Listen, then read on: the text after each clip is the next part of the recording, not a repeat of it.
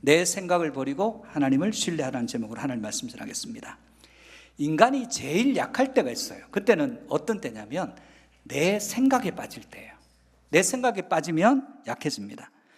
자기 생각이라는 것이 이게 좋은 것인데 하나님이 이성을 주셨잖아요. 생각하라고. 근데 자기 생각에 빠지면 신앙이 걸림돌이 돼요. 희한하게도 운동 경기에서 선수가 정말 잘하다가 어느 순간 갑자기 못해져요. 왜 그럴까? 나중에 인터뷰 보면 어느 순간 자기 생각에 빠지니까 갑자기 게임이 안 풀리기 시작하더라는 거예요. 오늘 읽었던 본문 뒤의 사건을 먼저 봅니다. 왜 뒤의 사건을 먼저 보냐면 사무엘이라는 한 사람이 나와요. 이 사무엘을 언급하기 전에 사무엘 뒤에 엄청난 사건이 일어났는데 왜 이런 사건이 일어날 수밖에 없고 왜 엘리라는 제사장이 있는데 사무엘이라는 또 다른 사람이 필요할까? 그것을 우리가 살펴보는 겁니다. 이스라엘 역사 가운데 희한한 일들이 일어나요. 이스라엘 백성들이 블레셋과 전쟁을 합니다. 전쟁을 하는데 첫 번째 전투에서 이스라엘이 크게 패합니다. 전사자가 4,000명이 나와요. 이럴 수가 있나? 우리 하나님 나라 백성인데 우리가 이겨도 시원찮은데 우리가 패배해가지고 전사자가 지금 4,000명이 생겼어요. 그래서 수기합니다. 왜 이런 일이 생겼지? 어떻게 하면 이길 수 있지? 우리 실로에 있는 하나님의 언약궤를 가져오면 하나님이 우리와 함께 하셔서 이길 수 있을 것 같아.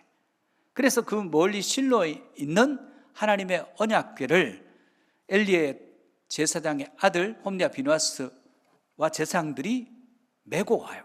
수레 싣고는 못 오니까 메고 그 멀리 전쟁터까지 들어와요. 들어올 때 사람들이 환호하고 이제 이겼다 생각하는 거예요. 그런데 이제 이겨야 될 것 같은데 양상이 완전히 새로운 전개로 펼쳐집니다. 사무엘상 4장 10절에서 11절 말씀을 보면 블레셋 사람들이 쳤더니 이스라엘이 패하여 각기 장막으로 도망하였고 살육이 심히 커서 이스라엘 보병에 엎드러진 자가 3만 명이었으며 하나님의 궤는 빼앗겼고 엘리의 두 아들 홈리와 비나스는 죽임을 당하였더라. 언약궤가 우리에게 들어왔고 하나님이 우리 편이신데 진리가 있습니까? 그런데 결과는 블레셋이 이기고 언약궤는 빼앗기고 4,000명이 아니라 무려 3만 명의 전사자가 생긴 거예요. 그리고 언약궤를 메고 왔던 엘리의 두 아들 홈리와 비누아스는 죽임을 당했고 이 소식을 들은 엘리는 의자에서 뒤로 넘어져서 목이 부러져 죽는 참사가 일어났어요. 하나님이 함께 하시는데 하나님의 백성인데 하나님의 임재 상징 언약궤도 있는데 그렇게 질 수가 있냐는 거예요. 그 소식을 듣고 지금 시아버지가 돌아가셨고 남편과 시동생이 죽었어요. 엘리의 며느리가 아이를 낳으면서 왜 졌는지에 대한 이유가 명확하게 나타납니다. 이름을 이렇게 지어요. 이가봇. 뜻이 뭐냐면 하나님의 영광이 이스라엘께서 떠났다. 언약궤는 있을지 모르지만 하나님의 영광이 없어요. 여러분, 예배는 드리지만 하나님의 영광이 없는 예배는 의미가 없어요. 우리가 드리는 이 예배 가운데 하나님의 영광이 임하는 예배가 되기를 주의 이름으로 축복합니다. 하나님의 언약궤는 모셔왔지만 하나님을 믿지는 않아요. 언약궤만 오면 우리가 이긴다, 믿음 아닙니까? 그런데 믿음이 삶과 아무런 관계가 없어요. 믿으면 믿는 결과가 나타내는데 아무런 결과가 나타나지 않더라는 거예요. 그래서 하나님께서 함께 하시는 언약궤가 있는데 하나님이 그곳에 함께 하셨을 것인데 하나님이 이스라엘 백성들을 돕지는 않더라는 거예요. 왜 그들이 하나님의 도움을 못 받았을까요? 그들은 하나님의 언약궤는 있지만 하나님과는 아무런 관계가 없는 삶을 살고 있었다는 거예요. 이스라엘 백성들은 형식적인 신앙을 가지고 있었어요. 그냥 때 되면 가서 예배드리고 헌금하고 그리고 성책 들고 왔다 갔다 하고, 근데 삶에서 말씀이 내 삶을 변화시키지 못하고 하나님의 말씀이 내 언어를 변화시키지 못하고 내 생각을 바꾸지를 못해요. 그러니까 옛날 사는 대로 그대로 사는데 형식은 예배당 왔다 갔다 하는 거예요. 그런 모습이에요. 여러분, 그러면 전쟁이 많은 이 두 블레셋과 이스라엘의 모습들을 대조적으로 한번 보면, 블레셋은 4장에 보면 하나님의 언약궤가 들어갈 때 이들이 심기일전해요. 왜냐하면 한 번도 그런 패배한 쪽에서 막 환호성을 지르고, 그리고 막 감격하고 춤추고, 이 말이 안 되잖아요. 우리가 이겼는데. 가만히 보니까 하나님의 언약궤가 들어와요. 저 언약궤가 뭐예요? 이스라엘 백성들을 세계 최고의 강대국 애굽에서 건져낸 신이에요. 못 이겨요. 홍해를 가르신 신의 언약궤예요. 요단강을 멈추어 세우고 이스라엘 백성들을 가나안 땅에 정착시킨 능력의 하나님의 언약궤예요. 두렵죠. 그래서 그들이 어떻게 하느냐, 사무엘상 4장 7절에서 9절에 보니까 블레셋 사람이 두려워하여 이르되 신이 진영에 이르렀도다 하고, 또 이르되 우리에게 화로다, 전날에는 이런 일이 없었도다. 우리에게 화로다, 누가 우리를 이 능한 신들의 손에서 건지리요. 그들은 광야에서 여러 가지 재앙으로 애굽인을 친 신들이니라. 너희 블레셋 사람들아, 강하게 되며 대장부가 되라. 너희가 히브리 사람의 종이 되기를 그들이 너희의 종이 되었던 것 같이 되지 말고 대장부같이 되어 싸워라 하고.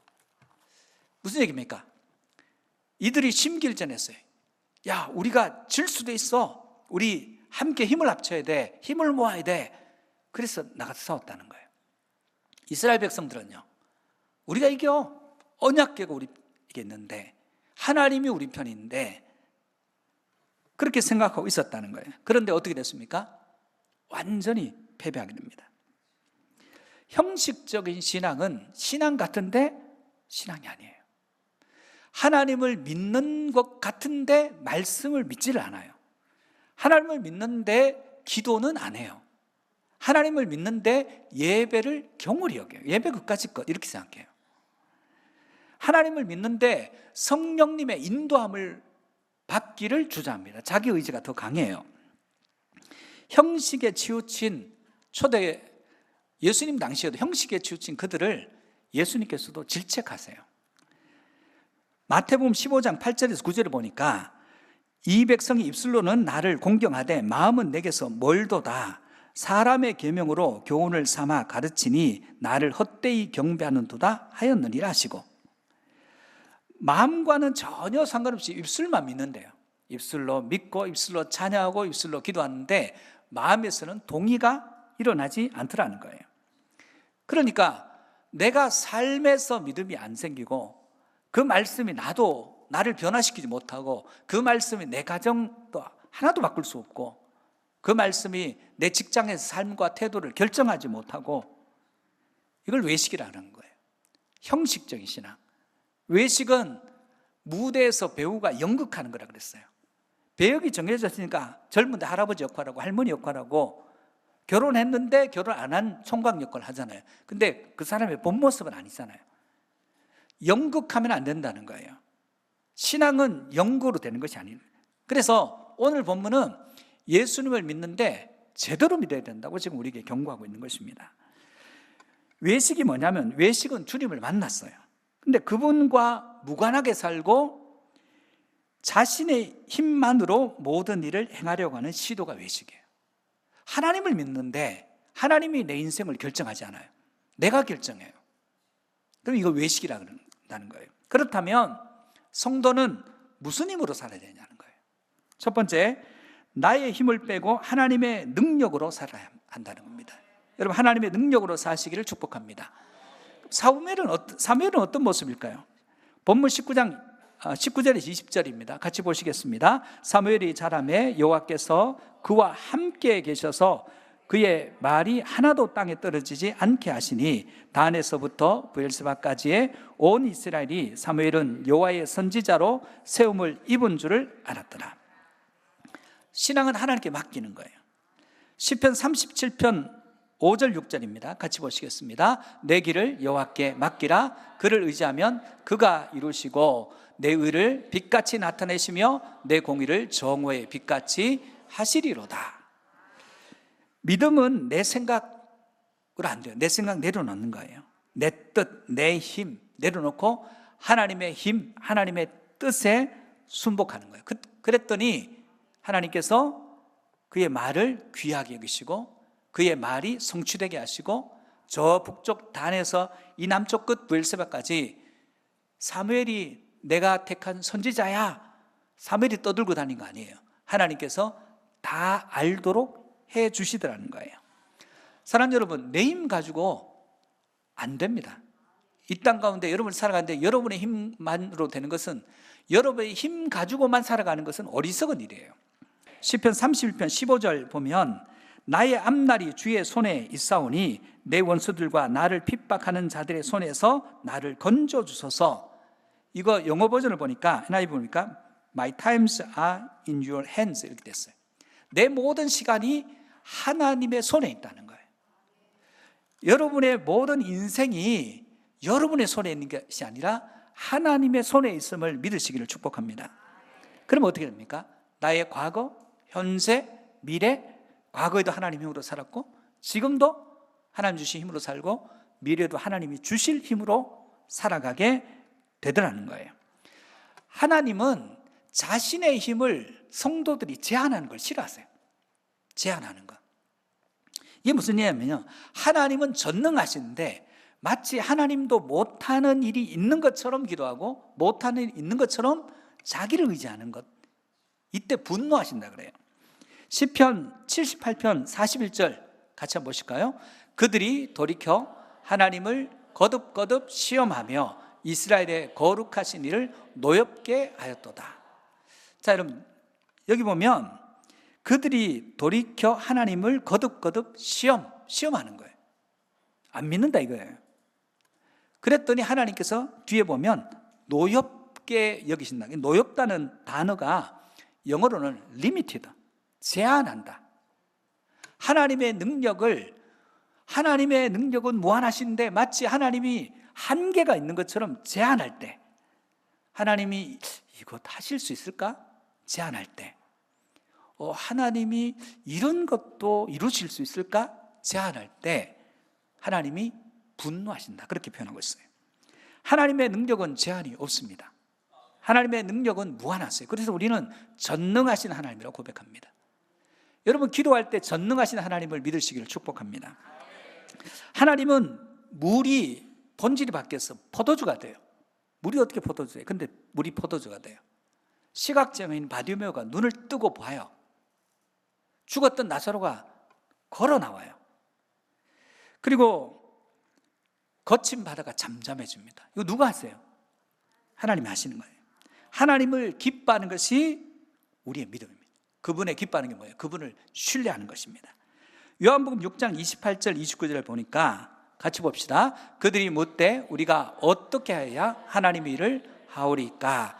예수께서 대답하여 이르시되 하나님께서 보내신 이를 믿는 것이 하나님의 일이니라 하시니, 신앙은 약속하신 말씀을 있는 그대로 받아들이는 거예요.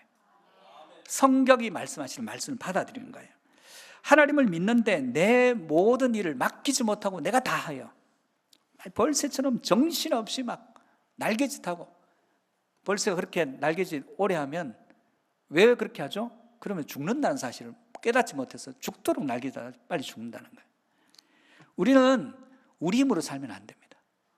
알바트로스처럼 하나님 주신 힘으로 살고, 함께 혼자 하지 말고 같이 하고 동력하고, 그리고 하나님 주신 능력으로 사명을 감당함으로 우리가 끝까지 하나님 역사에 동참하는 인생들이 되시기를 주의 이름으로 축복합니다. 두 번째, 하나님을 믿는 것이 우리의 힘이라는 거예요. 21절입니다. 같이 보시겠습니다. 여호와께서 실로에서 다시 나타나시되 여호와께서 실로에서 여호와의 말씀으로 사무엘에게 자기를 나타내시니라. 왜 하나님이 사무엘에게만 자기를 나타냈어요? 어떤 사람이나 안 나타내시는데. 여러분 이런 이야기를 해요. 사람들이 하나님이 말씀하셨다 들었다는데 나는 평생 신앙생활 했는데 못 들었다 얘기하시는 분들이 있어요. 못 듣기가 어려워요. 여러분 이번 주에도 하나님께서 저에게 말씀하셨어요. 근데 여러분 이게 신비롭게 생각할 일이 아니라, 하나님은 지금 제가 준비해서 제가 제 말하는 것 같죠? 이 안에서 여러분에게 찔림 있는 말씀들은 전부 하나님이 여러분에게 말씀하시는 거예요. 제가 여러분을 뭐 어떻게 노리고 어떻게 공격하기 위해서 말씀을 준비하는 게 아니에요. 그렇게 할 시간도 없고 여유도 없어요. 근데 특징은 뭐냐면 나는 이쪽으로 가고 싶은데 하나님 말씀 내게 임할 때는 하나님은 그쪽 아니야, 이쪽이라고 얘기하세요. 대부분의 하나님 말씀은 나하고 일치할 때도 있지만 그런 것보다 하나님 나는 왼쪽으로 가고 싶어 했는데 그날 말씀을 읽고 설교를 준비하는데 하나님 뭐라고 얘기하시냐면 야, 그쪽이 아니야, 이쪽이야 말씀하시는 거예요. 그때 우리 반응, 하나님은 내 마음을 모르시나? 한 번도 안 맞춰주시네? 그렇게 반응하는 게 아니라 어떻게 반응해야 돼요? 하나님 옳습니다, 제가 틀렸습니다, 주님 뜻에 순복합니다, 주의 뜻대로 이루어지기를 원합니다. 그러면 더 말씀하세요. 근데 고역하고 안 들으면 말씀이 희미해지고 말씀을 들어도 깨닫지를 못하더라는 거예요. 여러분, 우리가 쌍방이 거래할 때 발생하는 모든 비용을 거래 비용이라고 해요. 여러분 그렇지 않겠습니까? 쌍방이 거래하는데 여기서 제일 중요한 게 뭐냐면 상대와 거래하는데 신용이 없으면 거래 비용이 늘어나요. 내가 이 사람을 신뢰하지 못해요. 물건 주세요, 돈 주겠습니다 그랬는데 이 사람을 못 믿겠어요. 그러면 물건을 안 찍어요. 돈 주세요, 그럼 물건 찍을게요. 그러니까 돈을 받고 물건을 찍으니까 기간이 오래 걸려요. 그리고도 믿지 못하면 현물 거래합니다. 내가 이거 줄 테니까 당신 그거 주세요, 이렇게 물물 교환처럼. 신용이 안 되면 어떻게 됩니까? 거래 비용이 올라갈 수밖에 없습니다. 여러분, 하나님과 우리 사이도 신용이 안 되면, 신뢰가 없으면 거래가 안 돼요. 우리가 하나님께 거래하는 것이 나쁜 것입니까? 좋은 것? 우리 전부 나쁜 것들이고 좋은 거 다 받아오잖아요. 거래가 안 돼요. 자기 것으로 살 수밖에 없습니다.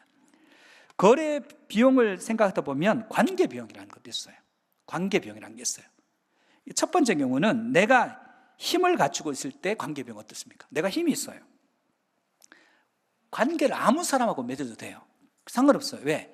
내가 관계를 맺는데 이쪽이 배신해요. 그럼 내가 할 수 있는 거 힘이 있으니까 보복하면 돼요. 꼼짝 못해요. 힘이 있을 때는 아무하고나 관계를 맺어도 상관없습니다. 자, 힘이 없을 때는 어떤 일이 발생하냐면 아무하고나 관계를 맺으면 안 돼요. 믿을 수 있는 사람을 찾아야 되기 때문에 관계가 점점점 좁아져요. 하나님의 관계를 이렇게 맺는 분들이 많아요. 여러분, 하나님을 신뢰하지 못하면 관계도 좁아지고 하나님과 기도하는 기도 응답도 줄어들고 예배하면서 하나님의 영광을 경험하는 횟수도 자꾸만 약해질 수밖에 없습니다. 신뢰하는 거예요. 하나님을 믿고 신뢰할 때는 거기는 힘이 생겨요. 여러분, 하나님을 신뢰하는 것이, 하나님을 믿는 것이 여러분의 힘인 것을 믿으시기를 축복합니다. 1995년에 나온 책 중에 프랜시스 후쿠야마라는 사람이 트러스트, 신뢰라는 책을 냈어요. 이 세상에 축적된 자본 가운데 최고의 자본은 신뢰라는 거예요. 여러분, 저 신뢰 사회가 있어요. 믿지 못하는 사회. 비용이 올라가요. 그리고 성장률도 떨어져요. 여러분, 이 주변에 무인 카페들이 있습니다. 아이들 간식 카페도 이 근처에 있죠. 여러분, 사람이 없어요. 신뢰하지 않으면 유럽에 갖다 놓으면 다 훔쳐갑니다, 여러분. 근데 우리는 무인 카페죠? 아이들도 돈 내고 가요. 왜 그게 가능하죠? 고신뢰 사회이기 때문에 그래요. 이러면 성장이 커져요. 믿지 못하면 성장률이 떨어져요. 믿으면 성장률이 올라가요. 하나님을 믿으면 믿음도 커지고 하나님 주신 은혜도 커져요. 하나님을 신뢰하지 못하면 하나님과 거래가 안 돼요. 어떤 거래요? 하나님은 우리의 나쁜 거 다 받아가시고 좋은 거 주시려고 하는데 이게 거래가 안 되니까 손해는 누구에게 났냐? 우리에게 이루어지게 되더라는 거예요. 사랑하는 성도 여러분, 우리가 하나님을 신뢰하고 하나님 안에서 온전히 그분을 의탁할 때 믿음의 역사들이 나타나요. 성경은 하나님을 철저히 신뢰하는 사람들을 통해서 하나님의 역사가 이루어져요. 그래서 하나님을 믿는 거예요. 신뢰할 수 있는 사람의 특징이 있습니다. 신뢰할 수 있는 사람의 특징, 첫 번째, 입이 무거운 사람이에요. 입이 무거운 사람. 이 사람들은, 공부보다 입이 무거운 사람들은 이 인생의 최고의 무기예요. 두 번째, 신뢰 안 쓰는 사람은 나쁜 것을 전하지 않아요. 이 사람이 어떻게 정보가 들어가는데 나쁜 것을 전하지 않아요. 나쁜 것은 자기에서 끝내요. 좋은 걸 전해요. 그러니까 이 사람에게는 고급 정보가 들어가기 시작해요. 신뢰할 수 있으니까. 세 번째, 정보를 살리는 데 사용해요. 여러분, 성령님은 살리는 영이었어요. 진리 영이시고 살리는 영이에요. 그런데 어떤 정보가 들어가면 죽여요, 자꾸. 이건 사단이 하는 일이에요. 여러분, 우리가 하나님을 신뢰하는 것, 하나님을 믿을 때 우리에게 힘이 됩니다. 그때 하나님의 엄청난 능력과 권능이 우리에게 임하게 돼요. 여러분, 하나님을 믿고 신뢰할 때 여러분이 손해날 일이 없습니다. 세상도 신뢰사회와 신뢰하지 못한 사회가 성장률의 차이가 있고 거래 비용, 관계 비용이 엄청난 대가를 지불해야 돼요. 그래서 성장률이 퇴보해요. 믿음도 마찬가지예요. 하나님을 신뢰하면 하나님 우리를 맡겨주세요. 우리의 사역도 맡겨주시고 하나님의 능력도 우리에게 부어주시고, 능력 주시려고 하는데 능력 주면 엉뚱한 데 쓸 것 같으면 능력을 주실 수가 없어요. 그러므로 하나님을 신뢰하고 그분께 여러분의 삶을 온전히 의탁할 수 있는 저와 여러분, 하나님과 온전한 신뢰를 갖추게 되기를 축복합니다. 세 번째, 하나님의 말씀이 이끄는 방향, 하나님의 말씀이 이끄는 방향으로 가야 돼요. 본문 4장 1절이죠. 1절 보겠습니다. 같이 보겠습니다. 사무엘의 말이 온 이스라엘에 전파되니라. 자, 하나님만 바라보고 있으니까 사무엘이 말한 것은 하나님이 다 퍼뜨려 주세요. 여러분, 그래서 하나님을 신뢰하고 하나님을 믿고 자기 힘이 아니라 하나님의 힘으로 살아가니까 말씀의 사람 사무엘이 세워지기 시작하는 거예요. 우리 인생에도 인생에 악천후가 있잖아요. 길이 안 보이고 앞도 안 보이고 뒤도 안 보이고 내 감각으로는 뒤로 가야 될 것 같아요. 근데 하나님은 앞이래요. 내 감각으로는 오른쪽으로 가야 될 것 같은데 하나님은 왼쪽이라고 자꾸 얘기하시네요. 그때 우린 뭘 믿어야 될까요? 내 인생의 경험, 지식, 여자분들이 가지고 있는 직감, 이런 거 아니라는 거예요. 자신의 경험 의지하면 경험이 좋은 것이긴 합니다. 지식도 좋은 것이에요. 그런데 믿음 생활에는 이것이 필패할 가능성이 굉장히 많습니다. 신앙생활에 어려움에 처했을 때 여러분, 자신의 경험 의지하면 안 됩니다. 자신의 감각 의지하면 안 됩니다. 말씀이 우리를 이끄는 대로 조용히 골방으로 들어가서 하나님 어떻게 할까요? 하나님께 물어야 됩니다. 다윗처럼 갈까요 말까요? 지금 갈까요? 나중에 갈까요? 물어야 된다는 거예요. 그리고 하나님 말씀하시는 그 방향으로 내가 가고 싶지 않는 길이라 할지라도 그 말씀의 방향으로 우리는 옮겨야 된다는 거예요. 여러분, 자신을 신뢰하지 마시기 바랍니다. 여러분, 세상은 여러분 자신을 믿으라 그래요. 여러분 자신을 믿어서 여러분이 좋을 때가 있지만 여러분이 영적으로 피폐해졌을 때는 여러분 자신을 패배해서 끝내요. 수요일 날 제가 말씀드렸어요. 어떤 인생은 실패해서 그 인생을 끝내요. 그러면 앞에 아무리 성공이 많아도 그는 실패한 인생이에요. 무지막지한 실패를 경험했어요. 근데 하나님 은혜로 마지막 인생의 귀결이 성공으로 끝냈어요. 그가 어떤 실패를 겪었든지 그의 마지막은 승리하는 걸로 끝나는 거예요.